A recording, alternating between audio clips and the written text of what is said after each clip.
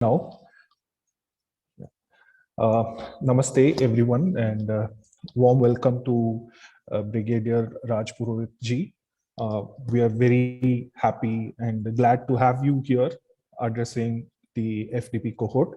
So, to give a brief introduction, uh, Brigadier Jeevan Raj Purohit ji is a soldier scholar from Indian Army, and he is an accomplished leader of men, a management and administration expert, and he has 36 years of military experience.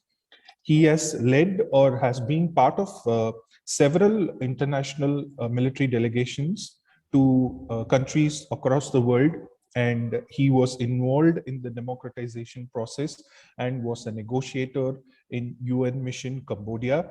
He has worked extensively up towards upliftment of society in Jammu and Kashmir and Northeast India, and also in disaster management. He was awarded 4 times for professionalism and academic excellence by the Indian Army, and is the recipient of the Silver Medal from His Excellency Governor of Arunachal Pradesh. Brigadier Jeevan actively pursues social and academic causes at national and international level. He has conducted prestigious projects for NSCS and Indian Armed Forces. He is an accredited management teacher, and he holds doctoral and MPhil degrees in management, masters in management studies, and he has completed an MSc in defense studies. He is an alumnus of National Defense Academy, Pune, Defense Services Staff College, Wellington, and College of Defense Management, Secunderabad. So without getting in between Brigadier Raj Purohit and the delegates, I invite Brigadier Raj Purohit to take over the session.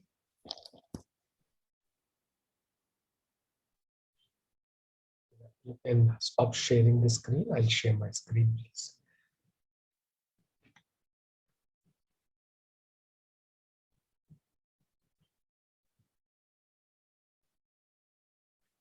Hello, Namaskar, and Jai Hind. Welcome each and everyone for this session on Vision of Bharat by Chanakya, and how does the strategic perspective enunciated by Chanakya holds it for us today. So we'll go over the entire session and learn from it as to what does it have for us.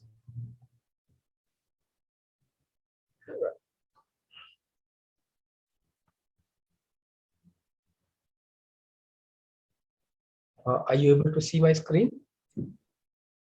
No, we're not able to see it yet.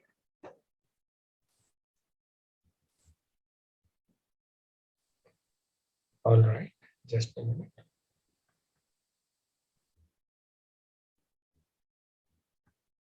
Okay.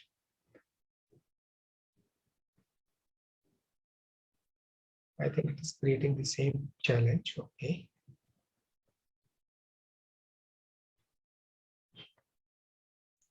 All right, can you see? Yes, sir, it's visible now.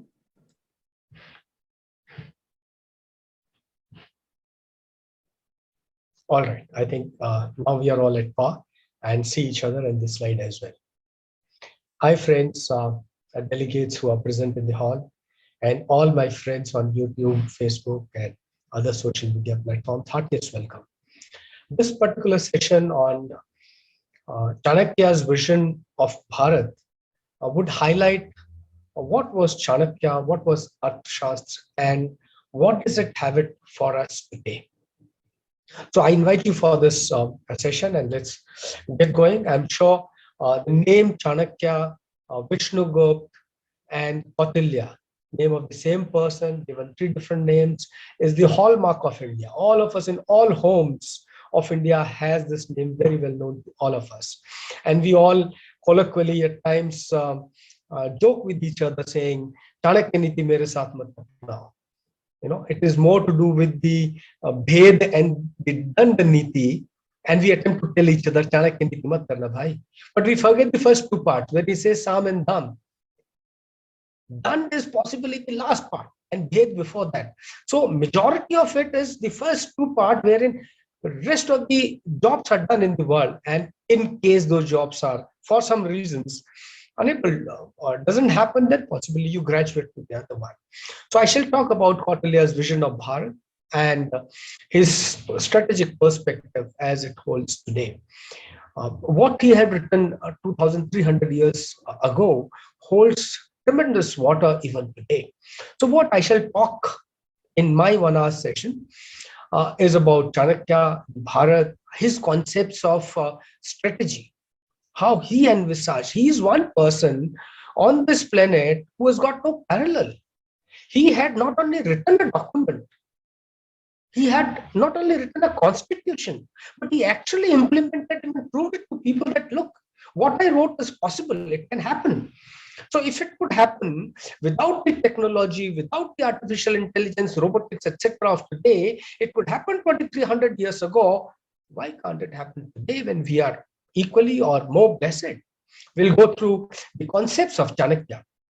Having seen through, we'll see through what are the Indian strategic perspectives today, and does really Chanakya play some part in our thinking, our Sanskriti, and how does it relate to us through today?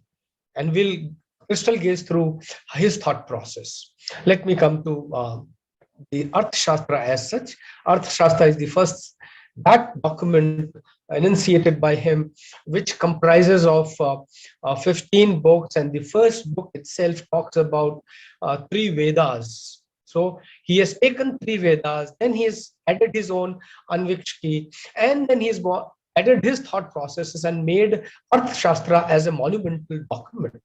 And the entire focus, as Ramalingan says, it has got 3 folds. Raksha is the first one, is the protection of the people of the state, is the essential and the foremost duty of the king or the leader. And having protected them, you have to do the palanhar, or you have to sustain their lives, make them a happy living. And once everyone is sustaining, surviving, and thriving well in the system or the kingdom, he graduates it to Yogakshema and then says the ultimate welfare of the people is the product of a state. And therefore, when he called Bharatvarsh, he called it as a welfare state. So the ultimate aim of Arthashastra is none other than making the country a welfare-oriented state. Everything is focused towards that. And in order to do that, if you have to protect it, if you have to plan a strategy, if you have to fight an internal war, external war, internal so-called aggression, terrorism of those days, and other things, he has to control them. The economy has to flourish. And unless the economy flourishes, people can't flourish. So the rules made by him were outstanding economic rules. And he executed. Once again, execution is a wonderful aspect that he could accomplish. And then when you live in a society, the society has to be a well-led society where you and me respect each other. And that is where our Sanskriti comes from. Vasudhaiva Kutumbakam comes from there. And so the 3 principles enunciated by him, Raksha, Palana, and Yogakshema, are the essence of understanding Arthashastra and understanding vision of Chanakya. Anything that Chanakya did had to relate to one of these. So if that one factor is well known and is acknowledged by the participants, let me go ahead and say people called it as a science of state affairs, of internal and external spheres. I add art to it as well, because art of management of men is the most complex art existing on this earth. And he is one who could control almost the entire Bharat. How could he do that? And to do that, you have to not only manage resources, you have to manage people, you have to manage technology, you have to manage the entire system and make it a foolproof, strong, safe system wherein a nation state can thrive. And Bharat did thrive in those days. And it is that one singular living civilization, that living organization is sustaining and thriving even today, despite all the plunges that we had to take in between. So this is that science which amalgamates large number of spheres of operations. Let's say science of statecraft, of politics, administration, and diplomacy. It all relates to this Rajniti. Rajniti Shastra is one part of it, but there are n number of others which are part of it. And as we discussed, Arthashastra has got 15 books which are called Adhikarans, 150 chapters, 180 prakarans or the sections, and almost 6,000 shlokas. Out of these known 6,000 shlokas, Shama Sastri and Ramalingan could identify about 5,734, and others I'm sure are existing which we've not been able to identify. Let's go beyond.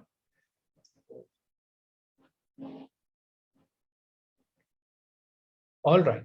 So if you recount the days of Bharat, we lived in Treta Yuga, the Yuga of Ram. We lived in Dwapar, Mahabharat Yuga, and majority of the actions and events took place in the northern plains of India. And at the same time, the South India, being part of it, continued to flourish with the rest of India. And in fact, Sanskriti and Tamil Sanskriti has been equally strong with us for last almost 3,000, and there's a very strong correlation between the two, and both are known to be integral part of each other. So the entire Bharat as a Sanskriti, Bharat as a nation state has existed for thousands of years. I have a disagreement with the scholars, especially from the West and self-oriented, interested philosophers and the scholars who said Bharat existed possibly 1,000 years or 500 years BC and all. There are recorded versions available for 3,000 BC. There are recorded versions coming out now, 7,000 BC, and sure enough, we'll go even beyond. But let's come closer home towards Chanakya and life thereafter of Bharat. Now, this is Nanda Empire in 323 BC. Now, remember, Nanda Empire started in around 500 BC, an area of Pataliputra and Magad, as is shown by my cursor. This was the primary area of Pataliputra and Magad, and that's where Nanda dynasty concentrated. Now, after Dhananand and his brothers came in, they extended the empire to the western areas. Fortunately or unfortunately, their rule was a tyrannic rule, and any aristocrat, any autocrat, and a king with a strong iron hand would have less of welfare activities. And under the rule of Nandas, the Bharat suffered on social fronts, suffered on economic front, suffered on the happiness index front, and that is where Chanakya came in. And when he came in and he raised the empire of Chandragupta. This is the northern half of India which was taken in by Chanakya. And I'm sure you all are aware of the story of Dhananand and Chanakya, where he insults Chanakya, and Chanakya said, if I am not the king, I can make my king myself. And Magad is not India. India is not Magad. Dhananand is not Magad. Magad is not Dhananand. But what is consistent and continuation is Bharatvash, one country from Himalaya to Sagar, Indian Ocean. He says that is Bharat, and he says I am out to get that Bharat and not fight with you or A or B, anyone. So when that happened, and a series of activities and the atrocities by Nandas continued, and in that context, I show you a small clip wherein Chanakya is invited by one of the Mahamantris of Dhananand, and he scolds Chanakya for all the activities that he is doing, and he warns Chanakya of severity. See the response of Chanakya and the way history is designed. Watch yourself in it.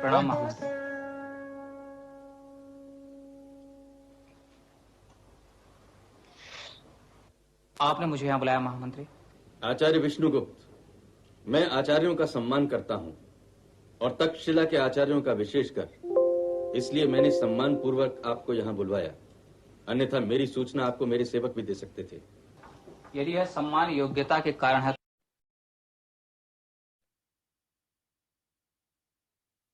तो मैं इसे स्वीकार करता हूं, अन्यथा इसे मैं अस्वीकार करता हूं। आचार्य विष्णुगुप्त, मैं आपको सावधान कर रहा हूं। यदि आपके आचरण के कारण मगध का अहित हुआ तो आपके साथ भी कठोरता पूर्वक व्यवहार किया जाएगा। इसका निर्णय कौन करेगा महामंत्री कि मेरा आचरण मगध का अहित कर रहा है?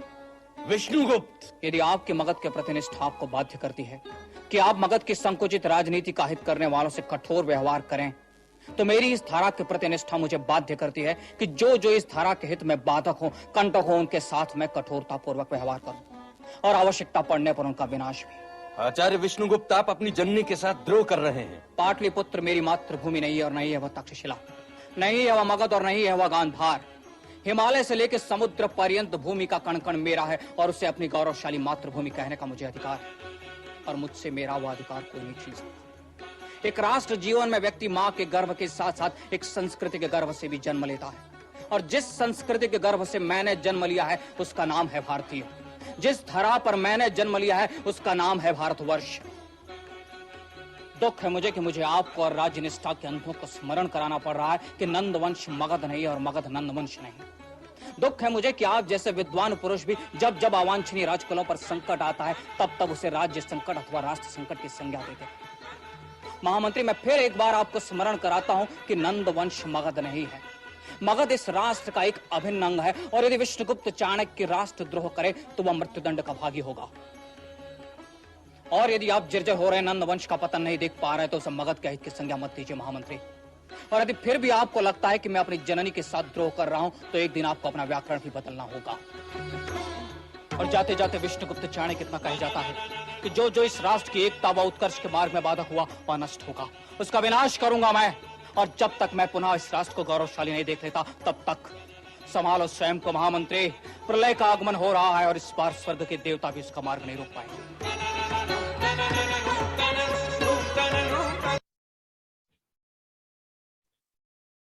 So that is what started the vision of Chanakya.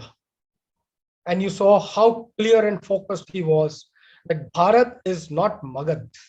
Bharat is the entirety, our nation state that expanded across length and breadth of what we've been seeing it. And by the time Ashoka the Great came on the horizon, this was what you see is Bharatvarsh. So when you talk of Afghanistan and areas beyond, when you talk of Myanmar and areas to the east, when you go down south of the Cholas, it's all Bharat. That was the vision of Chanakya. And if that vision can be fructified today, can we have the same Bharat again? Just to remind you that entire South Asia today, which is Iraq to Myanmar and Tibet to Indian Ocean, is almost 5.2 million square kilometers of area. Kautilya's Bharat had area more than this. So where is our original Bharat? And let's see what he has got to teach us. These are the resources that I used. Shama Sastry is the one who gave out the translated version of Sanskrit to English for the first time in 1905, and the first book came out in 1909. Thereafter, the next source is the Kautilya's Rangarajan. He's worked a lot. R.P. Kangle in between had written a book, a wonderful book on this. And then this is a Sanskrit version by Professor Vidyalankar. So having gone through this, I'd like to share whatever little I have, and you may like to add on to it. Friends who are on YouTube, Facebook, etc., may type your questions and send your feedbacks. And the same thing goes to our illustrated participants in the hall. May please keep noting down the questions and we shall discuss at the end of it. Arthashastra, as I said, comprises of 15 books. The first 5 books talks of Tantra Shastra. This refers to the internal administration of the country. That means what are the rules and regulations of administration? How should a prince be brought up? What are the duties of a king? What are the disciplines that should be followed? How should each member of society work? His work be valued, and what are his responsibilities what are his duties, and what are his rights was specified in the first 5 books. It is the AWAPA or the external policies described by him from book 6 to 13, which gives out details of all types of preparations for war, whether it was preparation of the infantry, chariots, or the elephants, or preparation of the soldiers, and creating the resources. Other than the suraksha or the raksha that he said, the second important aspect that he focused on was the economy. He says unless the economy is very strong, the nation state cannot be strong. Then are the major aspects of policy or his vision that I shall be talking in detail are in book 6. He talks of 7 constituents of the state, which are called prakritis. I will talk of this. In book 7, he talks of Shadguna theory or sixfold policy. We'll talk of what sixfold theory was and how can it be applied today. Book 8 talks of disasters, calamities, or vyasanas of the constituents of the state or elements of the state, and how do we overcome these calamities so that the people of the state do not suffer. Book 9 talks of a work of an invader who wants to come and capture my area, and what should I do to prepare my army for a war. Let me take you back to book 7, which talks of sixfold theory. These are the detailed chapters and paragraphs that he talks of, but primarily he talks of sixfold policy. Now, sixfold policy are those 6 principles that he talks, which I shall talk a little later in detail. And then in the end, you see the circle of states. Circle of states is Vijikishu, where he says if India is the conqueror state and the king is responsible for the conquering of the entire planet or the earth or this part of the area, then how should he organize that? You see, in between, if you read the paragraphs, attitude of a conquered king and the conquered enemy, we know of the stories of King Kuru, Alexander, Seclupius, Eudemus, and all the other kings who existed in his time. Book 9 talks of invasions and preparations of the army, that in case you have to plan how does the knowledge of power, place, time, strength, and weaknesses, which in present context, I'm sure you all know, we do something called SWOT analysis: strength, weaknesses, opportunities, and threat. He gave this out 2,300 years back. Time of invasion. Second World War, launch of the British army attack on France was delayed by 1 day because of planning on time of invasion to cater for weather. They did it now. They did it in those days. Time for recruiting the army, their equipment, how do we work for ferrying of a rival force, understanding them, annoyance in the rear, that when you go and launch an attack, somebody behind you may not stab you or do unwanted activities. And if it does, what are those considerations that we keep in mind? Internal, external troubles, loss of men, wealth, profit, internal and external dangers. Now, these dangers could be open, they could be hidden, they could be secret war, they could be spies. And he spoke of spies in great detail. Traitors and enemies, he spoke in great details. Doubts about the wealth and the harm. Since wealth is one of the primary reasons of a conflict, he laid a lot of stress in maintaining and growing wealth. Strategic means is one subject that he went into great details. Book 10 talks of preparing the army for war, wherein encampment, marching of a camp. Camp relates to army, saying that when army marches, what all to be done. Protection of army during difficult times. Encouraging own army, motivation, morale, leadership that we talk of in management terms today. He spoke of it then, and he's written down every possible thing that we talk today, the entire West talks today, are written here. So this possibly is the Atha Sagar from where everyone has taken their share of knowledge and wealth. Welcome, anyone and everyone is welcome. Types of battlefield, how do we plan our battle? He explains here. Types of forces, infantry, cavalry, chariots, elephants. Now, these days, we have infantry, artillery, armored corps, aviations, and so on, Air Force and Navy. He had it at that point of time. And he had a superintendent looking after each one of them. Chapter 7 refers to superintendent. Superintendent, that's part of internal management, but superintendent of each type of department is so well laid out and clearly given. Strong and weak troops and planning in general for the entire army. Book 12 concerns a powerful enemy. We'll talk of what is a powerful enemy when we come to his circle of states, and to say how do we actually not only manage but win over a powerful enemy. That is where a messenger comes into Doot, Rashtradoot comes into play. Battle of intrigue is battle of minds. He said if the king can conquer himself, he can conquer the world. So this battle of intrigue, of internal conflict of an individual king with his kingdom, and thinking about the enemy and what all he can do, this entire running a pre-recorded cassette or creating the cassette inside and understanding the scenario in a holistic manner is what he talks of.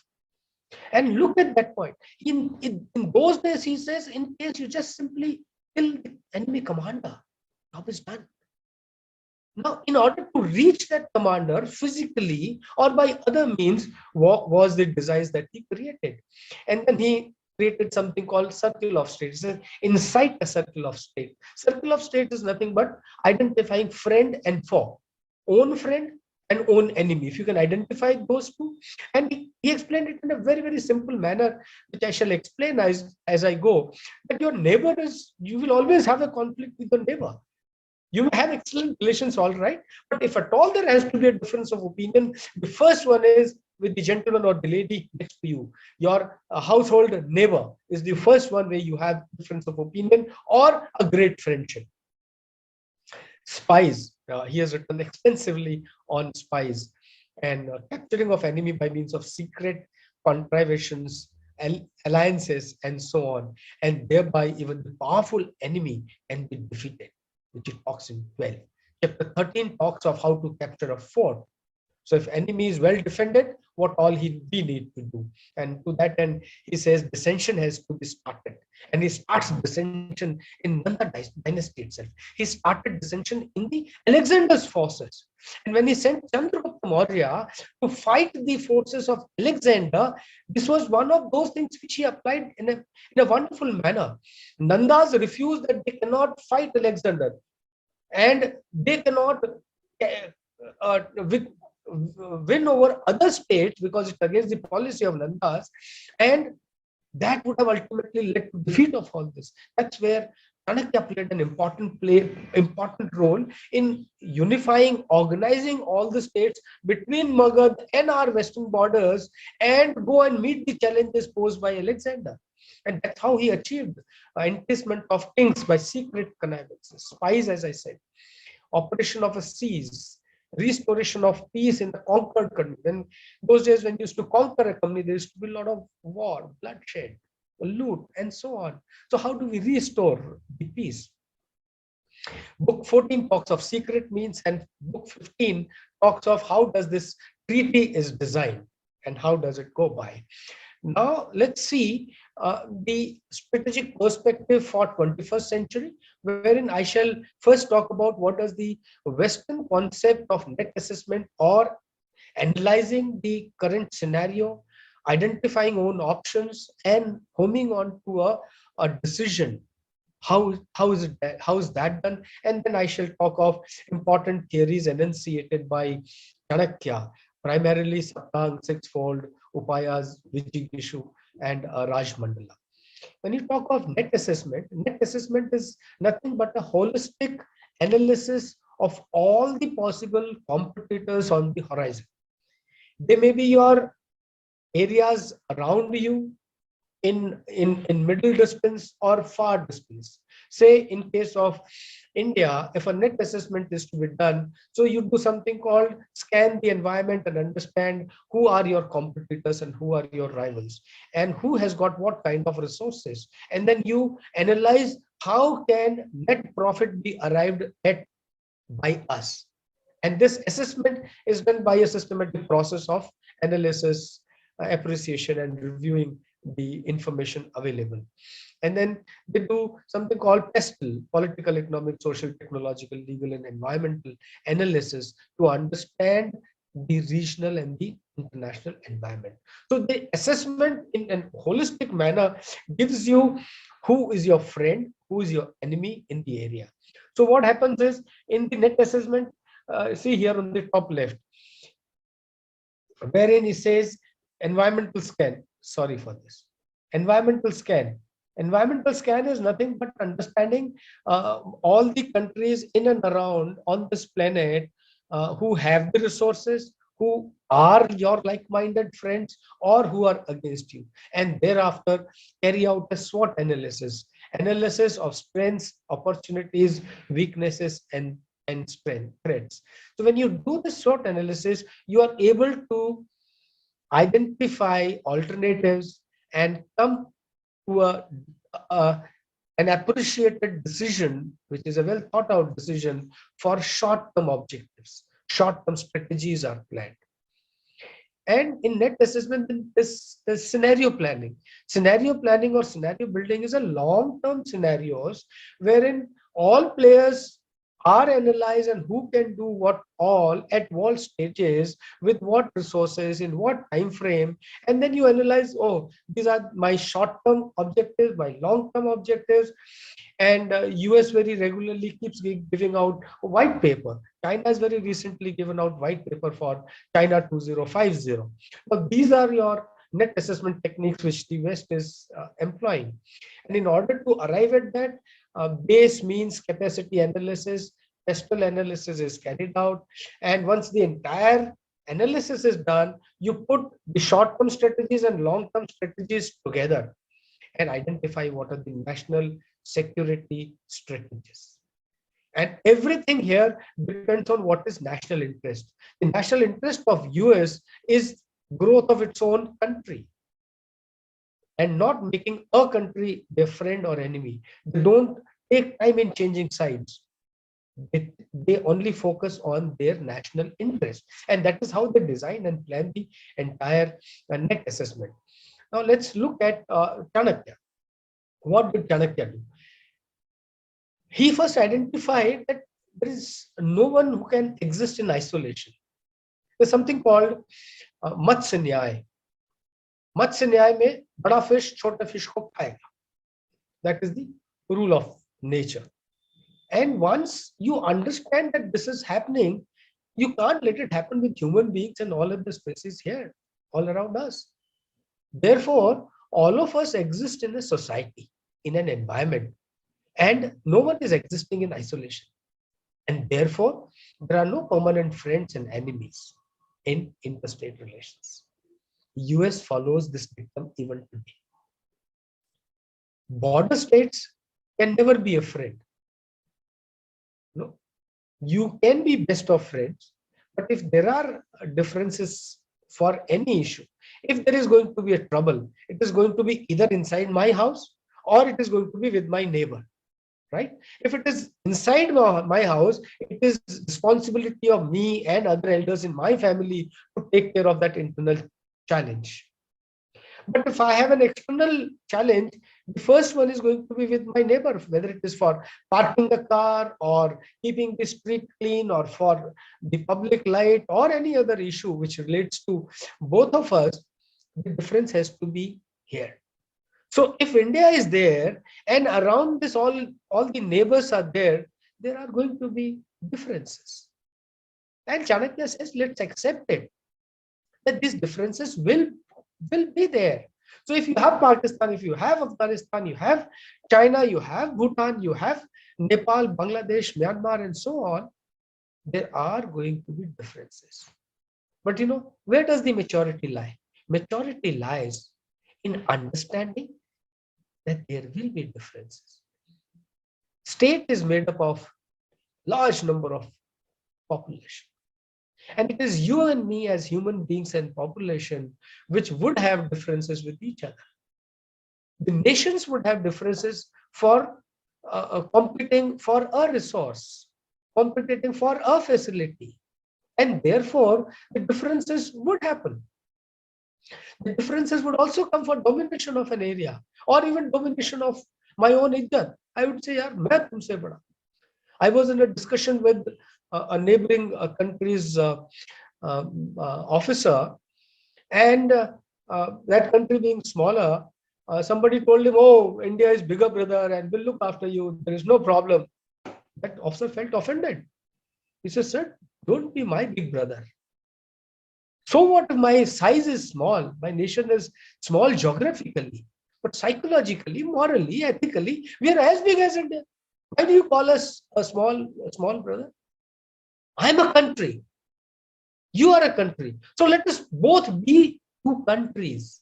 And that's a wonderful statement I learned. That we have to respect each others as individuals and not big and small. Big and small could be in terms of sizes, but the requirement of people, whether large number of people or less number of people, would remain same. And therefore, understanding and improving these relations is on both sides. What is more important is what Chanakya said: if the neighboring state is small, it is the generosity of the bigger state to support people of the neighboring state in their flourishment, in their growth. And if that happens, the neighboring state would also be very happy and there would be less of problems. And therefore, this particular aspect needs a mention when it comes to India's relation today with all our neighbors. You just imagine the relations 30 years back and relations now. You may find some changes. And he says kingdom is an ally or an enemy or the ally according to its geographical position and with respect to the intention of the conqueror.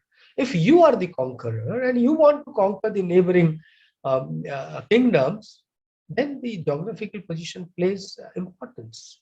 I'll talk of it when I come to Vijig issue and circle of states as it relates to India today.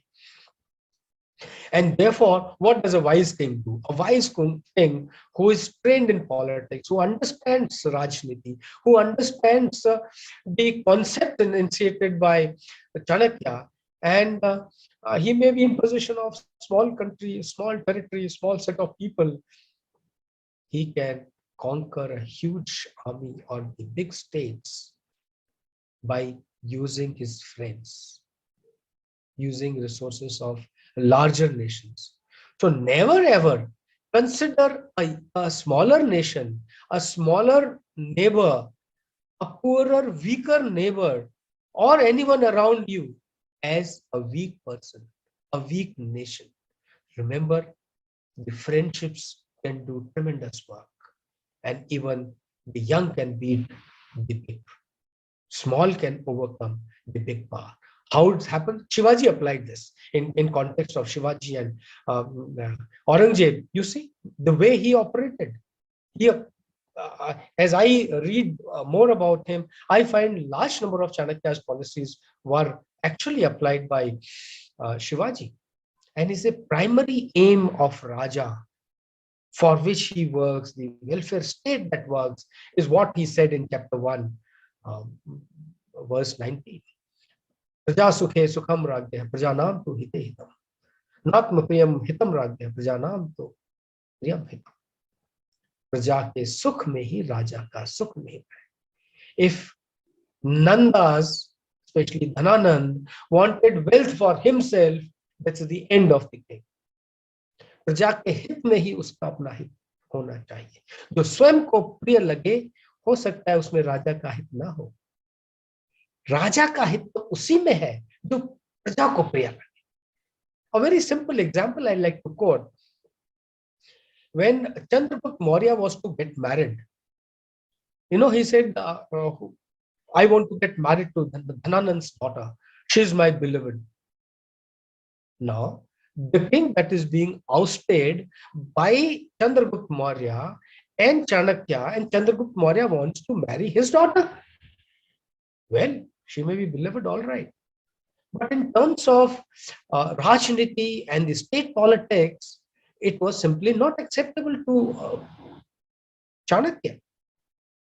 And you know who finally he got married to? He got married to one of the satraps' daughter of Alexander. Because Praja ka hit, Desh ka hit, उसमें था, ना कि चंद्रगुप्त की अपनी इच्छा से शादी कर। That is the level of Raja Sukh or Praja Sukh that Chanakya maintained. And Chanakya very well said. He says, you and me here are here for what purpose? You are here. Final ultimate time is to attain moksha. How do you attain moksha? So you are a human body wanting to achieve spiritual ultimatum or the moksha. He says, no, that possibility is not true. It is the spiritual soul which is residing in a human body, doing its dharma in its lifetime. And therefore, if you are wanting to achieve moksha, it is your soul that is wanting to achieve moksha. And to achieve that, you cannot directly become a saint and go. He said there is a process wherein you do your dharma. आप अपना कार्य करें. You do the artha. Artha is not only money, earn money, or artha means your responsibilities, your duties, your money, your meaning to life, you arrive from this. And once you do this, you get pleasures of life, pleasures of learning, gyan, pleasures of growing, pleasures of family happiness, and so on. And once you achieve all that, possibly you can think of moksha. And that's how he enunciated and raised his concepts in those forms. He says, Sam Rajya, Heen Rajya, Balwan Rajya. I spoke of this, three categories of state. Some are equal, some are smaller, some are bigger. And how do you work with them? Enunciated a very clear policy and theories with them. And he says, whether you are individual or you are a state, what is your strength? He says, there are three types of strengths: Mantra Shakti, Prabhutva Shakti, and Utsaha Shakti. Utsaha Shakti is the physical power, which is, he said, the lowermost. Prabhav Shakti is your influence, and Mantra Shakti is your intellect. So he says intellect is the highest power that you must attempt to get. Prabhav Shakti is the second, and Sharirik Bal or army or huge power that you possess is possibly the lowest kind of strength that we should have. So he said, if a king has to become the conqueror, he has to conquer himself first. That's what Chanakya enunciated. Let me now talk about Saptanga theory. In Saptanga theory, he said, state is like a human being. It's an organic state. It's a living being. You cannot have a country whose boundaries are fixed forever. Like I said, it has not happened ever, and it will not happen in the future also. And therefore, any state would have 7 elements. What are those 7 elements? 7 elements are, one is Swami. Swami is, there has to be a leader who unites the entire state. And he is the one responsible for keeping all the prakritis or elements or constituents together. And that king or the leader would have number of ministers whom he called amatyas, mahamatya, amatya. And these ministers would help the king in administration and providing services, welfare, and so on to the population. Janpat is the third constituent or the element. Janpat, aaj ke context mein, you can call a rajya, a state, and people in that state. These two form part of Janpat, which has a territory, which has set of people who are to be looked after. And looking after is the essential responsibility of the king. And therefore, that is an essential part of Saptanga theory. Then he says Durga, a planned system of security and defense of the entire state, and the fort has to be there. And if a state is there, it has to have enough money. So the treasury or the kosha is very important element. Then he says, if you have all this, then you should have a powerful enemy, so that any individual or any neighboring state or anyone else who wants to go against the welfare of the people, he can be punished. He can be warned, and if we don't agree, he has to be given physical or very powerful rebuke, so that it doesn't happen again. And then it says, to survive and grow, you should have friends, mitra. that gives. So this Saptan theory in itself plays a major role in understanding a state. And if you understand, why understand the state at the national level, international level? Just understand yourself. As an individual, if all these 7 pieces fall into your and my family, I think the same things fall true for a nation state. And all nation states wants to grow, and therefore they are organic in nature. And each state, when it does it, it has to have large number of pains and pleasures as we go along. Sixfold theory or Shadguna theory is another concept that he enunciated. And he said, you see, when you are living in a state, you are living within the state, challenges and external challenges. The first thing is you live peacefully. How do you live peacefully? So you have sandhis or negotiations. There are varieties of 6 different varieties of sandhis that he gave out as to how all you can negotiate and be peaceful. The ultimate aim of Chanakya is to bring peace and prosperity in a state, and therefore focus on bringing peace, peace, peace. If it doesn't happen by self-negotiation, whether you're a big state or smaller state, then you go for Samashreya. Samashreya is taking help of a neighboring friend or a bigger friend, bigger country, bigger king to maintain peace in your area. And to that end, if you have to align with themselves against your enemy, please do that. And in case you want to do that, then you have to array your forces. फौज को कहीं लगाना पड़ेगा, and that arraying your forces or positioning your forces is called asan. It could be holding your forces back or posing your forces forward or just giving sub signals and planning to attack, making all preparations. Those would send signals. We see all these things happening even today. Yan is preparing for war. And this preparation has to go simultaneously to understand that, yes, what can take place. And those Yana activities must go. And if these activities have to go, everything cannot be open and clear. Therefore, there have to be dvibhav, do bhav, dual policy. Policy of being friend with you and enemy with the neighbor. Then change roles and be enemy to you and friend with somebody else. For national interest, you will continue to do this dvibhav. And actually, in our families and relations, we play this game very often. देखो अपने चाची नानी ताए के रिश्तों में और अपने और समधियों के और बच्चों के रिश्ते के, you will find this dvibhav playing in our society. Not in our society, it's in human being anywhere. So Chanakya, he said, if this is part of our nature, it must become part of our state nature.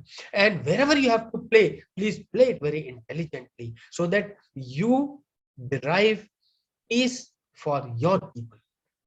If by using dvibhav, you can bring peace in the country, you don't have to fight a war. And then he says, Vigraha.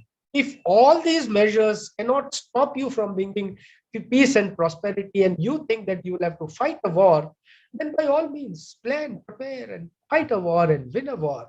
And if you have to win a war, understand the war first. And thereafter he explains the war. He says, mantra yudh, intellect. Use your intellect, make your enemy fight with somebody else without you fighting, and your job is done. Right? It is happening. Afghanistan is one live example. Myanmar is another live example where China is doing this. Prakash Yudh. Prakash relates to daytime warfare. So it is an open war wherein you declare the war, and daytime they used to fight, good old days. And this is an open war wherein you make your beans very clear. So you fight individually or you fight with your friend, but you fight openly with an enemy. Then is Kuta war. Kuta is treachery, secret. Be treacherous. Understand that human nature is very complex. And what you as a king are thinking, the other fellow is also thinking. So how is it that you can use Kuta to bring him down, to kill him? And then Kuta war. Use spies. He had varieties of spies, 9 types of spies he explained. And he says, how can you use a spy to overcome the enemy? The most beautiful and rebellious woman was sent to the enemy camps to entice their commanders. So if that one lady can achieve the goal, he said, I'm ready to sacrifice that. And if he says, if a spy, a minister has to go and see the array, like in Nanda's dynasty, it did happen, wherein they said if the Alexander is going to attack, then who should go as our messenger or dooth? So one of the ministers said, I will go. तो सेनापति favoured even से कि हाँ हाँ मैं मानता हूं कि इनको भेजना चाहिए क्योंकि ये मंत्री हैं, ये राजनीति समझते हैं, ये जाएंगे तो उनकी सारी सेनाओं के बारे में सारा इंफॉर्मेशन लेकर आएंगे, हमारे लिए युद्ध जितना आसान हो जाएगा. Legally, logically, very right. But the king said no. Anand said no. I can't afford to lose an important minister of mine. So you have to decide whether this spy will go or somebody else would go, and the spies work and excellent. So understanding the Shatguna itself would give you tremendous understanding and the way that Chanakya teaches us. And this is the climax that I wish to extend to you. Vijigishu, or the circle of states. What he said is, if Vijigishu means, you must understand, it means a conqueror, a country or a king that wants to conquer the rest of the world. Vijigishu. So if you are the Vijigishu, please remember that your neighbors are your friend, are your enemies. So he says, if you are looking at one side, then this side of the neighbor is your Ari. Ari is enemy. And he identified this as the rear side, Parsh Nigraha. In today's context, there is no rear or front as such. But actually saying, even if it is a roundel and holistic scenario, you can say that if you are looking towards Pakistan, then the east becomes your Parsh Nigraha. So since your neighbors are your natural enemies, you have to be careful, and this first circle becomes your circle of enemies. So if your neighbor is your enemy, your enemy's neighbor becomes your friend. Common interest. So the next circle, he said, is the circle of friends. And the same thing in your rear side. He called him Akranta. Now, wherever this Mitra is there, and on one side he's got one natural enemy, on the other side the natural enemy, and enemy's enemy are two friends. Enunciated. So this Ari and Ari Mitra, these two become enemy to your Mitra, your friend, and therefore both of them are your enemy as well. And similarly, on the other side, Parsh Nigraha Asar is again the friend of Parsh Nigraha and enemy of Akranta. So, and his neighbor Akranta Sara, he becomes his enemy. And therefore you find that in the circles, if you draw around you, आपका neighbor का उसके आसपास circle दूर तक draw करें, तो आपके immediate neighbors आपके competitors हैं, और उनके जो पास वाले पड़ोसी हैं, they become your natural friend. And in the entire context, he identified two more important people. Because here is somebody who's called Madhyama. Madhyama is a kingdom who's close to both you and your neighbor, and both of you are enemy. Now, since this fellow, Madhyama, is a bigger kingdom, whosoever makes friendship with him, that fellow is going to win war. So, Chanakya said, if you are a Vijigishu, then please see that Madhyama is with you. Same context with China, our immediate neighbor erstwhile was Tibet. And China has always been our friend in ancestral times. But now that Tibet has been taken by them, China becomes your neighbor. He claims entire Arunachal. He claims half of Kashmir. And therefore, in this context, he becomes your immediate neighbor and he becomes the enemy. Now, in this context, when you look for a Madhyama, in Southeast Asia, at least you don't find. But erstwhile USSR or now Russia can be called as Madhyama in context with two of us. Then he says, he is one powerful kingdom who's close to you, but what about a powerful kingdom which is away from you? And he called it Udasin. See my cursor. In our context today, you can say that America is udasin for us, and China both. Which side does he go? When we had war with Pakistan in 71, Udasina, he said, I will go against India. But now that he is anti your northerly neighbor, China, US says, hey, India, I'm your friend. See how the strategy is playing. What he enunciated those days is becoming true even today. So if you understand the circle of states and the aspirations of a king that wants to conquer the area and flourish and maintain peace in his own country, bring prosperity in the country, you and me have to understand the circle of state. Or it is very commonly called as mandala theory or Raj Mandala theory. So this mandala theory is applicable in our personal lives, at our homes and in our professional jobs. आप देखिए अपने आसपास, आपको exactly same चीजें दिखाई देंगी. अपने पड़ोस और अपने गांव के शहर के आसपास देखिएगा, वही कंपटीशन, वही सारी चीजें. आज के कॉन्टेक्स्ट में भारत और भारत के आसपास देख लीजिए, you will find this kind of similarity existing. Now, if that similarity is existing, wherein friends and neighbors are and the enemies are very, very difficult to balance, how do you balance this? Chanakya says that please understand that you must identify what is your end. आप अंत में चाहते क्या हो? What is it that you want? You want prosperity? You want happiness? You want economic prosperity, you want social security, you want personal security. That's all you want for your people. So these are the ends. That means internal stability, security from external aggression, social and economic growth. These are your ends, which should always be your highest priority. And what is the risk, or who are your enemies? Your enemies are the risk. Disaster ho gaya, natural disaster, man-made disaster, actions by the enemy. Northern Grid failed 2015. We are still finding the reason, but it was a man-made disaster by somebody. When this happens, you attempt to identify कि यार मैं दूर कैसे करूं? So you attempt to find means. What are those means or methods by which you can achieve your ends? Means are use your sixfold theory or Shadguna. Use Chatur Upayas. What are Chatur Upayas? Chatur Upayas is nothing else but Chanakya Niti that we very commonly know. Sam, Dam, Bhed and Dand.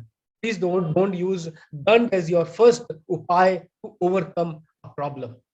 घर पे बच्चे ने बदमाशी की, mummy फट से चाटा लगाती है. पहला उपाय. क्यों? क्योंकि वो घर में शांति चाहती है. बट पहला उपाय वो नहीं है. पहला उपाय है प्यार, साम. Same thing is applicable with the neighbors, terrorists, and your neighbors and their relations around you. So please apply upayas of Sam, Dham, Bhed and Dand. Let me understand. I am not going into details. And then is optimizing prakritis. Prakritis we spoke, 7 prakritis, 7 constituents. इनको optimize अगर आप कर पाते हैं, these methods, constituents of the state, if you are able to achieve the maximum output from these means, you will be able to achieve your ends. That means peace and prosperity in your state, and that will also help us in maintaining a lowest possible level of vyasana or calamities. And when you do that, what he says is anuthane dhruvo nashaha praptasya nagatasya cha prapyate phalmuthana labhate chartha sampadam. Very politely says, राजा का कर्तव्य है कि लोगों को अनुशासित रखे और कार्य संस्कृति को प्रेरित करे. That means rights and duties. इसका अच्छा बैलेंस रहेगा, everything will go well. अनुशासन and कार्य संस्कृति के अभाव में आर्थिक प्रगति हो ही नहीं सकती. Today's democracy in the country has got elements of this non-discipline or indiscipline. And our own कार्य संस्कृति, our own concept of following the duties, without which progress is very difficult. और जिस समाज में लोग लापरवाह है, कार्य से बचते हो, समय का मतलब मूल्य नहीं समझते, क्या होगा? और शासन चलाने वाले अगर अपने हित में लगे रहे तो संपन्नता नहीं आ सकती.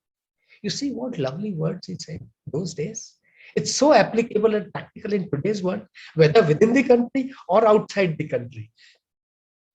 Now, let me take you to application of all those theories, especially the Mandala theory, in our context today. This is where I'm talking about the strategic perspective of India in today's world. The first circle I draw for circle of states or Vijigishu, if I take India as Vijigishu, my first circle is my immediate neighbors. Who are our immediate neighbors? Pakistan here, a part of Afghanistan, which is with POK, Nepal, Bhutan, Myanmar, Bangladesh, Sri Lanka. These are, and across the nation, whichever countries are affiliated, they are my first circle. I must make best of friends with them. Otherwise, the problems will be there. And in recent past, you've seen that the challenges with Nepal and the border issues with Bangladesh have been solved to a great extent. And that is where the policy of a neighbor being an enemy can be overcome. We can understand this. The second circle of state, the second circle is immediately next to it. So the first one was Ari. The second circle is Mitra. So all of the countries like UAE, Afghanistan, Kazakhstan, China, this side Thailand, Laos, even Singapore, and this side Indian Ocean Rim countries, they become our friendly countries, Mitra Rashtra. Now they are the ones with whom we should have strategic ties. I showed you top right, you can see the C1 circle shows you China, Pakistan, Nepal, Bhutan, Bangladesh, Sri Lanka, Myanmar, Maldives, Seychelles. They become our immediate countries, which require very, very sensitive handling, very matured handling, very strategic and diplomatic means have to be applied to maintain very good relations with them. With China, we recently had Galwan, and there was Pakistan on the other side.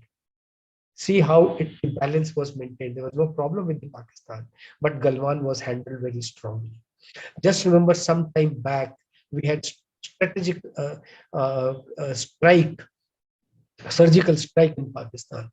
When this strike took place, we were anti-Pakistan and action was on. That was the time we were at peace with China. So if you are able to manage this national interest, we had similar problems with Nepal, border issues. When you're handling this, you can't have all your neighbors fighting against you at one point of time. So as a nation state, you have to think bigger and in the larger issues and manage these things in a more matured manner. Now neighbors neighbor with China, you have all the neighbors surrounding China will naturally become our friends. All countries surrounding Pakistan will become our friends. The exception is China. China is a neighbor of Pakistan. Ideally, it is not, because Afghanistan, Kyrgyzstan, etc. were there in between. But since POK has been forcibly taken by them, so you can partially for some time say this. And once we have it, that becomes part of it. So they become the enemy of Pakistan. If you understand this complexity, then managing relations, strategic perspective, 21st century, you can manage your strategic relations in a far better manner. Go beyond to the third circle. Now beyond China, beyond Kyrgyzstan, Iran, you find countries like Saudi Arabia, Yemen to the west, Kazakhstan to the north, Mongolia, Russia in the north, North Korea, South Korea, Japan, Taiwan, and Indo-Pacific Ocean, Indonesia, and maybe Australia you can cover, part of Africa you can cover.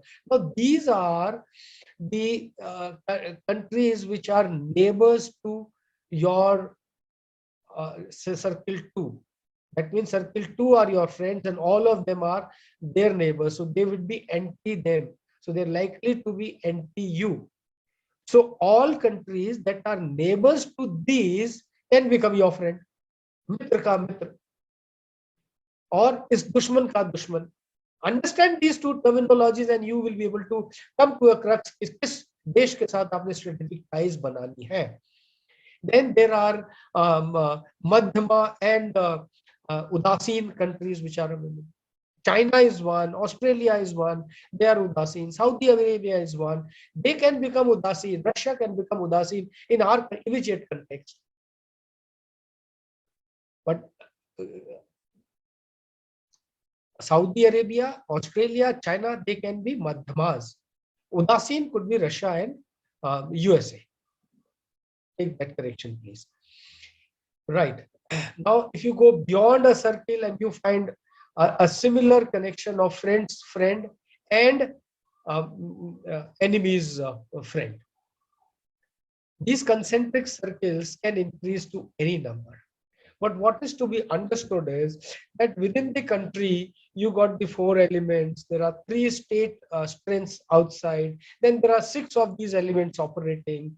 So there are almost 72 different factors or elements which operate in analyzing your strategic and diplomatic relations. When you are able to handle these, this state is bound to grow. Peace and prosperity is bound to grow. See, what is important is 300 years ago, he gave you 72 factors. Today, when you look back at the net assessment that I spoke about in a very short form, it doesn't even look to that many factors. You can write a book on net assessment of Afghanistan or Russia or China or India.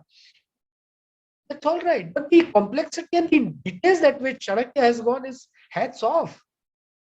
Now, if you take the same sample and say put it on China, China becomes the Vishu, and you consider assessment of China based on Chanakya's circle of state theory and identify as to who are China's friends, who are China's enemies.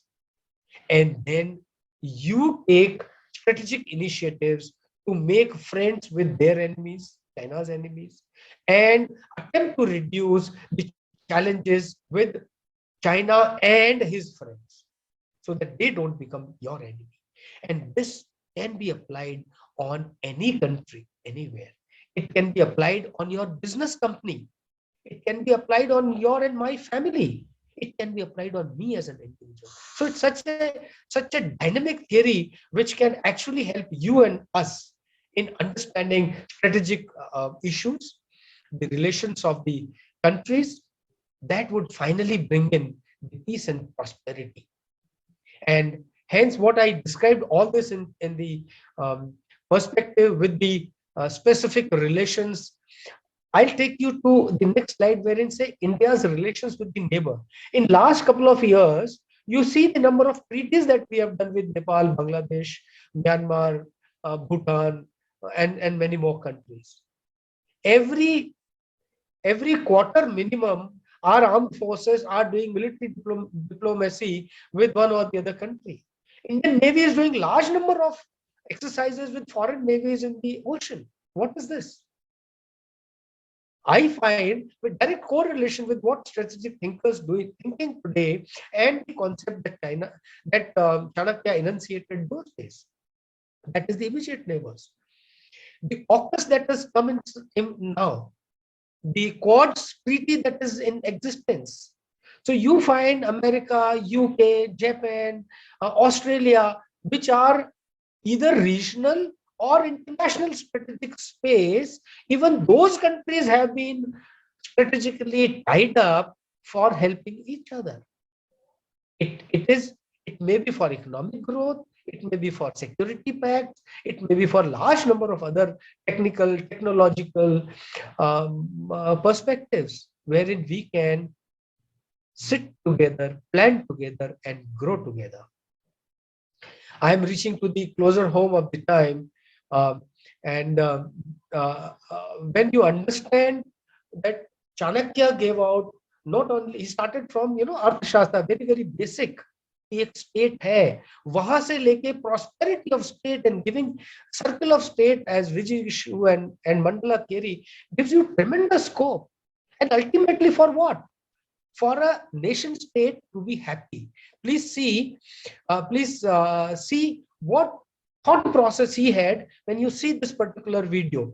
Kindly see the video to understand what he had in mind, what he gave out as Arthashastra, and how he applied the entire Arthashastra as a constitution in the state at that time. With the technology and all, can we improve on what he has already given us? Let's see. Let's please enjoy the video here. और यह राष्ट्र सफल व सक्षम तब होगा जब शिक्षक अपने उत्तरदायित्व का निर्वाह करने में सफल होगा। और शिक्षक सफल तब कहा जाएगा जब वह प्रत्येक व्यक्ति में राष्ट्रीय चरित्र का निर्माण करने में सफल हो। यदि व्यक्ति राष्ट्र भाव से शून्य है, राष्ट्र भाव से हीन है, अपनी राष्ट्रीयता के प्रति सजग नहीं है, तो यह शिक्षक की असफलता है। और हमारा अनुभव साक्षी है कि राष्ट्रीय चरित्र के अभाव में हमने अपने राष्ट्र को अपमानित होते देखा है। हमारा अनुभव है कि शस्त्र से पहले हम शास्त्र के अभाव से पराजित हुए हैं। हम शस्त्र और शास्त्र धारण करने वालों को राष्ट्रीयता का बोध नहीं करा पाए और व्यक्ति से पहले खंड खंड हमारी राष्ट्रीयता हुई। शिक्षक इस राष्ट्र की राष्ट्रीयता व सामर्थ्य को जागृत करने में असफल रहा। यदि शिक्षक पराजय स्वीकार कर ले तो पराजय का वह भाव राष्ट्र के लिए घातक होगा। अतः वेद वंदना के साथ साथ राष्ट्र वंदना का स्वर भी दिशाओं में गूंजना आवश्यक है। आवश्यक है व्यक्ति व्यवस्था को यह आभास कराना कि यदि व्यक्ति की राष्ट्र की उपासना में आस्था नहीं रही तो उपासना के अन्य मार्ग भी संघर्ष मुक्त नहीं रह पाएंगे। अतः व्यक्ति से व्यक्ति, व्यक्ति से समाज व समाज से राष्ट्र का एकीकरण आवश्यक है। अतः शीघ्र ही व्यक्ति, समाज व राष्ट्र को एक सूत्र में बांधना होगा और वह सूत्र राष्ट्रीयता ही हो सकती है। शिक्षक इस चुनौती को स्वीकार करे, वह शीघ्र ही राष्ट्र का नव निर्माण करने के लिए सिद्ध हो।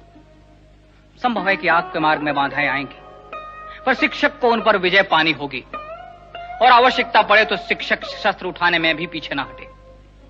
मैं स्वीकार करता हूं कि शिक्षक का सामर्थ्य शास्त्र है, पर यदि मार्ग में शस्त्र बाधक हो और राष्ट्र मार्ग के कंटक सिर्फ शस्त्र की ही भाषा समझते हो तो शिक्षक उन्हें अपने सामर्थ्य का परिचय अवश्य दे। अन्यथा सामर्थ्यहीन शिक्षक अपने शास्त्रों की भी रक्षा नहीं कर पाएगा। संभव है कि इस राष्ट्र को एक सूत्र में बांधने के लिए शिक्षक को सत्ताओं से भी लड़ना पड़े, पर स्मरण रहे कि सत्ताओं से राष्ट्र महत्वपूर्ण है, राजनैतिक सत्ताओं के हितों से राष्ट्रीय हित महत्वपूर्ण है। अतः राष्ट्र की वेदी पर सत्ताओं की आहुति देनी पड़े तो भी शिक्षक संकोच न करे। इतिहास साक्षी है कि सत्ता व स्वार्थ की राजनीति ने इस राष्ट्र का अहित किया है। हमें अब सिर्फ इस राष्ट्र का विचार करना है। यदि शासन सहयोग दे तो ठीक, अन्यथा शिक्षक अपने पूर्वजों के पुण्य व कीर्ति का स्मरण कर अपने उत्तरदायित्व का निर्वाह करने में सिद्ध हो। विजय निश्चित है। सप्त सिंधु की संस्कृति की विजय निश्चित है। विजय निश्चित है इस राष्ट्र के जीवन मूल्यों की। विजय निश्चित है इस राष्ट्र की। आवश्यकता मात्र आवाहन की है।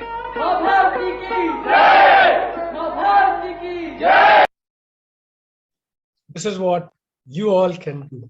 I understand I have galaxy of teachers sitting in front and enjoying this session. This goes for you all to take the message home, spread the word around and say we all together can do it. And to conclude, all that I need to say is that Chanakya has given us not only a Shastra, he has told us how to enjoy this Shastra, how to actually apply this in our daily lives and in the lives of our nation. Nation that is strong, nation that is the top in its cultural heritage.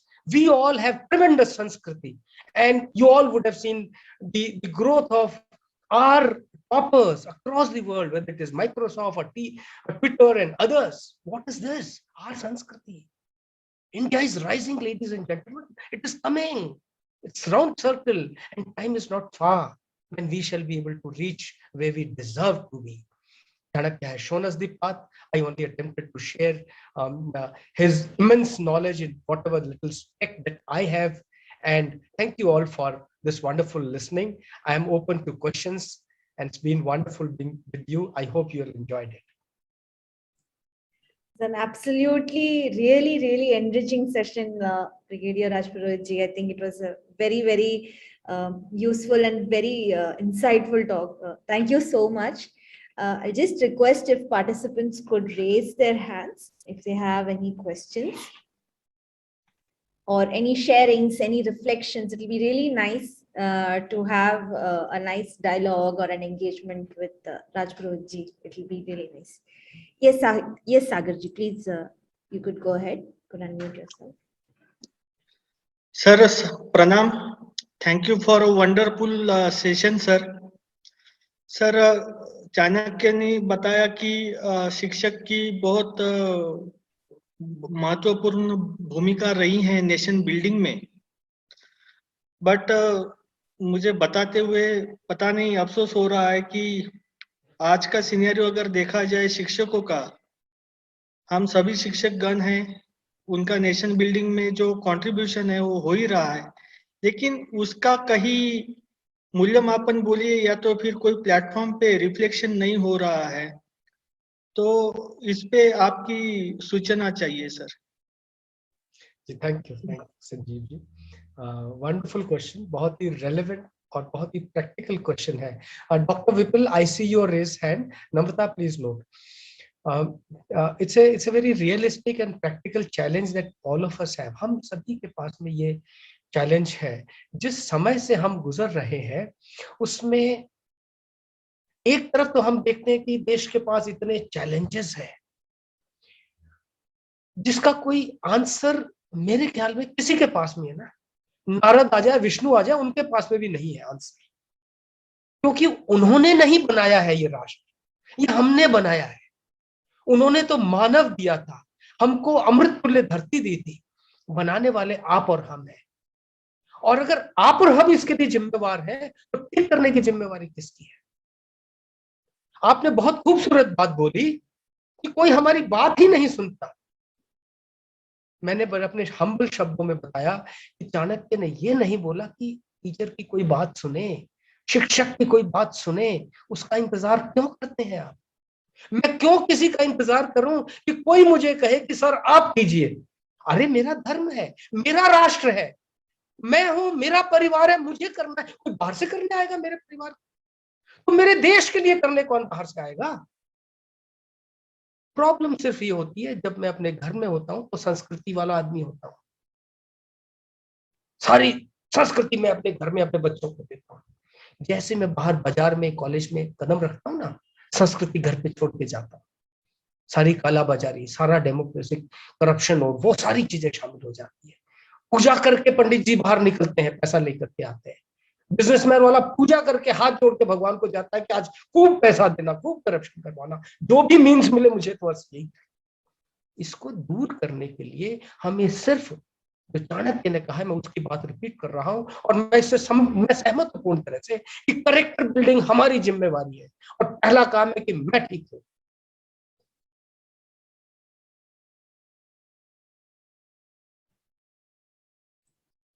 Thank you so much, sir. If we could take Dr. Vipul ji, you could go next.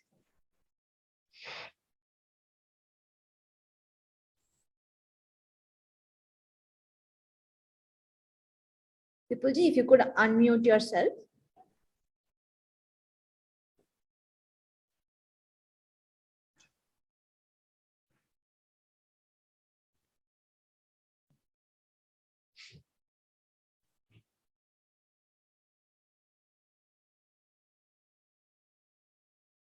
तो जब तक और लोग सोचते हैं या विपुल जी unmute करते हैं, मैं संजीव जी की बात में एक और चीज ऐड करना चाहता हूं कि जो लीडर की, राजा की, अमात्य की, मिनिस्टर्स की और ओहदेदारों की जिम्मेवारी है, सबको अपनी जिम्मेवारी निभानी है। हम औरों पे छोड़ देते हैं। और अब मैं बहुत ही देशभक्ति के साथ से आदर्श वाक्य आपको बोल रहा हूँ कि जी, let us, you and me do it, बाकी सब करेंगे। लेकिन अगर हर ओहदेदार ऊपर से लेकर के नीचे के लेवल तक सब मेरे ख्याल से अपना अपना करें तो ठीक होने लगेगा। और अब समय आ गया है कि जो हमारी नेक्स्ट जनरेशन है ना, वो नेक्स्ट जनरेशन हमसे ज्यादा समझदार है। और मैं ये देखता हूं कि ये नेक्स्ट जनरेशन वाले नौजवान अपने कार्य के प्रति बहुत फोकस्ड है। देश के प्रति धीरे धीरे समय लगते आ जाएगा, हमें सिर्फ जैसा मैंने कहा अपना कार्य करना चाहिए। जी विपुल जी, अगर आप अनम्यूट कर लिया है तो you are welcome. Sanjeev ji, I hope I been able to answer you. जी thank you Sagar ji. Vipulji, if you could just unmute yourself or you could type in your question. अगर आप chat box में भी आपका question डाल सकते हैं तो it would be great. We are requesting you to unmute, but you can look at YouTube also if there are any questions. And yes, we have. Okay, we also have Dr. Suman Gupta ji. If you could unmute yourself. नमस्कार sir, and आपका जो इतना इनलाइटफुल and knowledgeable Chanakya के बारे में सुना, बहुत कुछ हम लोग पढ़ते रहते हैं, कभी यूट्यूब में आ जाता है, बट इतना एक साथ आपने जो उनकी स्टेट और स्टेट क्राफ्ट के बारे में बताया, बहुत ही अच्छा लगा। और हम लोग जो पढ़ते हैं उसके बारे में ये भी पढ़ते हैं कि उनको मेडिसिन और एस्ट्रोनॉमी की भी बहुत नॉलेज थी। इवन कि ये कहा जाता है वो लोगों को देख के ये समझ लेते थे कि वो क्या सोच रहे हैं, इतना नॉलेज था उनको। तो उस पे भी उन्होंने कोई बुक लिखी है अर्थशास्त्र के अलावा, मेडिसिन एंड एस्ट्रोनॉमी पर? उन्होंने कहा जी, thank you madam for your question and appreciation. मैं शायद इस एप्रिसिएशन का हकदार नहीं हूँ, सिर्फ अपना छोटी सी जिम्मेवारी। नहीं सर, इतने कम समय में आपने बहुत ज्यादा नॉलेज दी। हम पढ़ते तो रहते हैं थोड़ा थोड़ा, बट एक साथ इतनी नॉलेज नहीं एक साथ करते हैं। जी चाणक्य ने बहुत बढ़िया बात बोली। उन्होंने कहा आप एस्ट्रोनॉमी पे विश्वास कीजिए, लेकिन लड़ाई के लिए तैयारी करते रहना। समझे? इट इज समथिंग लाइक जो वेस्टर्न कहावत है ना कि believe in God plus but please lock your car. भगवान आपकी कार बचाने नहीं आएगा, आपने जो करना है सामर्थ्य स्वयं ही करना है। और जो दंड नीति उन्होंने लिखा है उसके अंदर बहुत डिटेल में ये लिखा है। एस्ट्रोलॉजी का अपना एक चैप्टर उनका है, लेकिन उस चैप्टर को उन्होंने आम लाइफ से जोड़ करके छोड़ दिया है। जहां तक ये 15 जो चैप्टर्स हैं, बुक्स हैं जो मैंने पढ़ी है, छोटा मोटा जो मुझे ज्ञान है, he has included astronomy, but he talks two things very clearly. One is welfare of the state. The second thing that he says कि यार एक सिर्फ दो चीजें मुझसे दूर रखो, इमोशन और रिलीजन। धर्म को और इमोशंस को, भाव को मुझसे दूर रखो, तभी राष्ट्र की सुरक्षा हो सकती है, तभी राष्ट्र की भलाई हो सकती है। एंड इसमें पुरुष हो या स्त्री, उन्होंने दंड नीति के अंदर कोई भाव भेद नहीं किया है। He's been very strict. पर एस्ट्रोलॉजी में मेरे ख्याल से उन्होंने बहुत ज्यादा अपनी पढ़ाई नहीं की है। एस्ट्रोलॉजी अपने आप में वेदों के अंदर दे रखी है, और 4 में से 3 वेद उन्होंने खुद ले रखे हैं। हाँ, सिर्फ एक जो अंतिम यजुर्वेद था वो इन्होंने नहीं लिया, बाकी तीनों वेद लेकर के रखा। और हमारे वेदों के अंदर astrology as it is part है, तो वो शिक्षा का एक हिस्सा चाणक्य के समय में था। Thank you sir. डॉक्टर विपुल ने मैसेज दिया है कि he is unable to unmute. Host to please allow. Actually, we have enabled it, and I'm not sure what is the issue at his end. I have requested if he can type in his question. अपना message लिख दीजिए। Yeah, I have replied to him. I've replied. In the meantime, I just wanted to relay some of the reflections that are coming in from the YouTube live stream.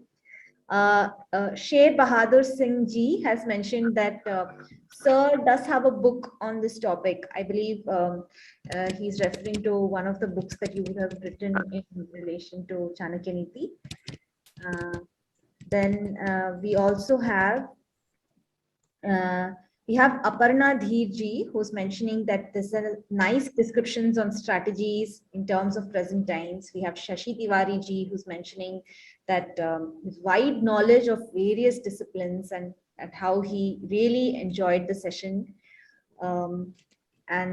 We have also requested other YouTube viewers, if you could share in your questions in the YouTube chat and we can relay them. I'll take these 2 questions. Firstly, thank you very much for these questions. Sher Bahadur ji, ये जो मैंने किताबें refer की है, ये internet के ऊपर free download में अवेलेबल है। और हमारी जो संस्कृति की जितनी भी किताबें, वो सारी किताबें अवेलेबल है। आप डायरेक्टली मुझे कनेक्ट कीजिएगा तो मैं आपको बता सकता हूँ। दूसरा, ये डॉक्टर शशि मैडम है, प्रोफेसर शशि मैडम है, डॉक्टर अर्पणा है। ये शशि तो मेरी खुद की गुरु है, इनसे खुद से मैंने वेदों के बारे में बहुत सीखा है। वेव्स की प्रेसिडेंट है। और मैडम आप सुन रही हैं, मेरे लिए बहुत सौभाग्य की बात है कि मैं एक सैनिक हूँ छोटा सा, और इस दिशा में आने में और देश के बारे में सीखने में बहुत मदद की है। अर्पणा हमारी कुलीग है and she is a great scholar. Thank you अर्पणा for joining. Thank you Shashi ji, बहुत अच्छा लगा। You can continue. Vipul ji has given. Yeah, Vipul ji has written his question. There are internal threats in the name of human rights to our nation. How do we deal with this? Chanakya नीति को follow करोगे तो गायब हो जाएगी। और हम लोग लोकतांत्रिक जमाने में है, जहां वो सारी चीजें उतनी ही एफिशिएंसी में लगाने में टाइम लग रहा है। कहने का मतलब है, इंटरनल प्रॉब्लम्स कई तरह की होती है। एक तो नॉर्मल इंटरनल प्रॉब्लम्स है जो कि एडमिनिस्ट्रेशन से रिलेटेड है, सुविधाएं नहीं है, खेती नहीं हो रही है, कैलेमिटी हो गई है, इस किस्म की समस्याएं हैं जो कि आम समस्याएं कहीं भी हो सकती है। और अगर एडमिनिस्ट्रेशन तेज है, तर्रार है, तो इसमें समस्या नहीं होगी। दूसरा, जो चीज इंटरनल थ्रेट या टेररिज्म जिसको आज हम कहते हैं, उसकी समस्या चाणक्य ने बहुत सुंदर तरीके से डील किया था। उसने दूत या स्पाइज हर गांव के अंदर, हर कस्बे के अंदर, हर इंसान के आगे पीछे, यहां तक कि अपने सेनापति और अपने कोषाध्यक्ष के पीछे भी स्पाई लगा रखा। पता नहीं था कि नम्रता के पीछे मैं स्पाई हूं या मेरे पीछे नम्रता है, जबकि नम्रता मुझे रोज सपोर्ट कर रही है, मेरे को बहुत प्रेज कर रही है, सब कुछ कर रही है। ये खूबी थी चाणक्य की। और जिसने इस खूबी को नहीं पहचाना, वो देश का दुश्मन चाणक्य के सामने धराशायी हो गया। तो अगर आज हमने सफल होना है तो 2-3 तरीके हैं। एक तो स्टेट के पास अपना सिस्टम है, पुलिस है, आर्मी है, उनका इस्तेमाल करें। और दूसरा, जो स्पाइस का सिस्टम है या इंफॉर्मेशन सिस्टम है, आजकल तो इंटरनेट बहुत जबरदस्त चीज है, एआई बहुत अच्छी चीज है, इसका इस्तेमाल सरकार बहुत बखूबी ऑलरेडी कर रही है, but we need to get more into it and take information of people who are against this state. और दूसरा ये है कि उनको अगर पनिशमेंट देना है तो justice delayed is justice denied, we need to do that. और थोड़ा सा ये सख्ती करेंगे, बच्चे भी घर पे ना सब सीधी भाषा नहीं समझते हैं, तो मम्मी चाटा नहीं दिखाती, नहीं समझते। तो ये चाटा दिखाने की उन लोगों को जरूरत है जिनको, जो देशद्रोही है, देश के खिलाफ जा रहे हैं। चाणक्य ने यही किया, और चाणक्य ने तो कोई इमोशंस भी नहीं दिखाया।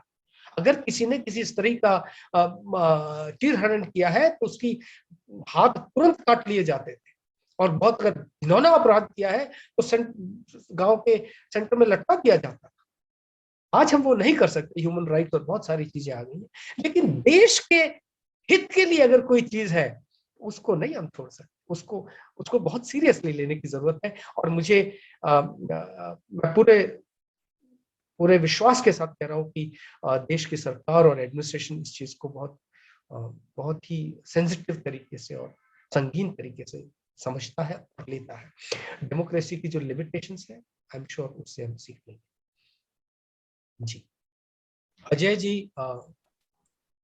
सर नमस्ते sir, thank you very much for very wonderful session. Sir मेरा एक थोड़ा सा क्वेश्चन है, I don't know how far it is possible और नॉट, कि जैसा सिंगापुर में है कि for every government job the person has to work for their national army और for defence, so is it possible here also, और can we go some way कि भाई आपको गवर्नमेंट जॉब करना है या कोई भी रिस्पांसिबल पोस्ट लेना है, so you have to work on ground level and then only you can acquire that position. Wonderful thought, Dr. Ajay. It has been practiced by large number of countries. Israel, China, Russia, Singapore, they still have this system. USA में 3 साल पहले तक conscription होता था and every youth had to serve there. And वहाँ पे America के अंदर एक RS JS OT and RSOT करके 2 NCC के इक्विवेलेंट्स हैं जो कि यूथ को डिसिप्लिन यूनिटी के बारे में सिखाते हैं। और मैं आपको जानकारी दूं कि अमेरिका के 30% अपॉइंटमेंट होल्डर्स इस NCC से निकलते हैं और इनमें से प्रेसिडेंट से लेकर के आर्मी चीफ और चीफ जुडिशियल ऑफिसर्स तक इसके मेंबर्स रहे हैं, NCC के इक्विवेलेंट जो है वहां पे। तो इसको NCC कहो या वॉलंटरी सर्विसेज कहो या कॉन्स्क्रिप्शन कहो, डेफिनेटली इसकी जरूरत मैं समझता हूं कि मेरा पर्सनल विचार है। और अगर हम आज गुरुकुल चला सकते तो ये संभव है, क्योंकि गुरुकुल अपने आप में राष्ट्रभक्ति दे देता है। और आजकल के जो मॉडर्न स्कूल है उनमें जैसे कि ये इंडियन नॉलेज सिस्टम और जो इस साल का ये अमृत महोत्सव का सिस्टम है, इन्होंने बहुत सारे प्रोजेक्ट लिए हैं जिसमें कि एंशिएंट इंडियन साइंसेस को स्कूल के सिलेबस के अंदर, कॉलेज के सिलेबस के अंदर डाला जाए। और जब ये संस्कृति की चीजें आ जाती है ना तो अपने आप देश ठीक हो जाता है। कुछ कमियां रही थी जो हमारी नींव हिल गई, जिस दिन नींव को सेट कर लिया सारी किस्मत बदल जाए। जी, That was really insightful, sir. We've also received Sheetal ji's reflection. She says that the session gave awareness on many aspects, and she's very thankful for the session, sir. आपका बड़प्पन है madam. Why don't you make your comments, unmute yourself and say what you have written? Sir, actually, sometimes I just feel कि आप लोगों में ये साहस कहाँ से आता है? So, like, you know, I just realized it's because you all are aware of all these shastras, you know, you have read so much, you are aware of that, and that's what actually वो जो डर है, वो जो साहस की कमी पड़ती है, वो कहीं ना कहीं इन वजह से दूर होती है। तो उसका एक ग्लिम्स मिला। So thank you so much for that, and definitely I will also be making it, unrevealing it to many of our students also over here. We'll encourage them to read and you know, discuss on that. Yeah. Thank you so much, much, sir. Sheetal. Yeah. Thank you. I must share with you. One is that this tremendous initiative that has been started by Rashtraman and the university. You must, if you are, you know, genuinely concerned, like I am a soldier. All my life I have been fighting on the borders, line of control, militants, and so on. But that doesn't deter me from educating myself. And हम सब लोग पता नहीं, एक ज्यादातर मैं बोल रहा हूँ, मैं सबके लिए नहीं ये बोल रहा, पर पढ़ने से घबराते हैं। खास करके हम सोल्जर्स तो बंदूक दे दो मैं बड़ा खुश हूँ, फुटबॉल दे दो बहुत खुश हूँ, मुझे और कुछ करवा लो बहुत खुश हूँ, पढ़ने की किताब दे दो तो। लेकिन सबसे ज्यादा पढ़ाई हम ही लोगों को करवाते हैं, चाहे वो स्टेट क्राफ्ट है, स्ट्रेटजी है, ट्रेनिंग है। You have to really prepare for it. और जब इतना कर रहे हैं तो मेरी खुद की धरोहर संस्कृति को क्यों ना पढ़ूं। दूसरा, जो प्रोफेसर शशि तिवारी आई है, आप इनसे जुड़िएगा, ये वेव्स की प्रेसिडेंट है। They run wonderful programmes for education through ancient Indian system, and IKS का अपना सिस्टम है जिनके साथ आप सभी जुड़ सकते हैं। इसमें कोई, हम लोग हर चीज को पैसे से तोड़ने लगते हैं, क्या मिलेगा मुझे। जैसे ये थॉट दूर करके मैं ये कर लूं कि मैं क्या कंट्रीब्यूशन कर दूंगा इससे, from receipt to giving. See the joy. See the joy you've given me by just one sentence. So many such other comments. You know, this makes me go. I'll work for another 10 days to talk to children or anybody else to work and give my share of contribution to the nation. मुझे बहुत बंदे बोला यार, तू गांव में जाके क्यों लेक्चर लेते हो, ब्रिगेडियर रैंक के officer, you can do lot of big things. हाँ, मैंने कहा सही बोल रहे हैं आप। और सच ये है कि बिग थिंग करने के लिए बड़े बड़े लोग हैं, मुझे छोटा छोटा करना। और कहानी शुरू होती है गुरुकुल की पढ़ाई से, बच्चों की पढ़ाई से, घर से शुरू होती है। हम सब बाहर खुशियां देखते हैं यार, कहाँ जाओगी बाहर खुशी। इधर देखो, अपने घर में, अपने स्कूल में, अपने कॉलेज में। When you start doing this, start small things, जिसमें न तो आपने पैसा लेना है न पैसा देना है, सिर्फ देशभक्ति की, संस्कृति की 2 बातें करनी है। You see the positive vibes you'll be spreading across the world. Thank you so much. I think we have had a very, very power-packed session, sir. Thank you so much. And I think I can take this opportunity on behalf of all our participants and viewers to express a lot of